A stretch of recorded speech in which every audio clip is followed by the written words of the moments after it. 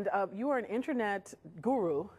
Okay, yeah, I'll go with that. All right. And so we're talking about, when we talk about going back to school, we're talking about cyber safety for students and parents. And you have some great tips for us. I do.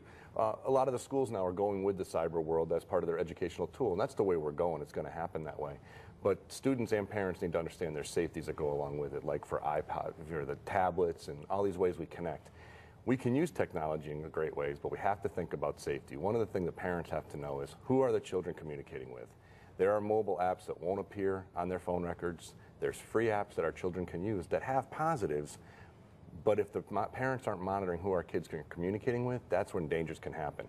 Not that our kids want to be in danger, they want to be safe, but they get wrapped up in this world, and bad strangers or bad people can build up their esteem and make them feel like they're friends when in fact it's just a complete stranger. So parents have to definitely monitor what their children are doing and understand we don't have to give them every app they want. We should do a little research as parents first to make sure it's okay. So it's okay to monitor the apps that your child has if they have a smartphone? Absolutely. Or an Absolutely. iPad? There's There's actually an app out there, and after the last time you and I talked, there's an app called App Certain that will tell a parent every app that's on that child's phone, any updates that are done to it, and also explains in detail what each app does. It's a pretty cool program for parents to have running.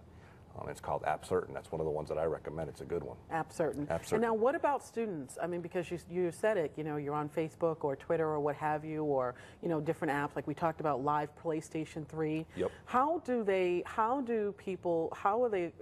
be alert, you know, and aware? Well, I think a student should be alert that if all of a sudden someone's on a gaming system with them and they're starting to ask personal questions, the live games can be fun. But someone doesn't have to know where you're from, how old you are. It's got nothing to do with the game. So the students have to realize about safety. They have to think about that awareness. And when they're on Twitter and when they're on Facebook, it's no longer a badge of honor to have thousands of followers and friends. We've learned it's not the safe way to go. Use social networking. It's a great way to communicate. But make sure you're monitoring who it is and what you're saying. And also for the students, make sure you know what you're putting up there. Sometimes when people forget with cyberbullying and stuff, it's not always what you say, it's how it's perceived. That's right. And so we have a couple seconds left. That's your company, that's your logo there. That's my logo, absolutely. And where do people find you? I think we have a full screen for that as well. They can go to my website, which is www.internetsafetyconcepts.com, or they can drop me an email, which is scott@internetsafetyconcepts.com. And you wanted to say something special? I do want to say something special. My daughter's turning 15 today, so I wanted to wish Amber a happy birthday. All right, and so she's internet savvy, right? Oh, very savvy. We keep a tight ship in the house on that stuff, and she's always one teaches me about some new apps, and she'll hear something, and we'll sit down together and talk about it. So she's been a good resource for me. So parents communicate with your kids. If the kids are using their apps, I always recommend parents sit down and learn. All right. And one way the parents can say is, how are you using it safe?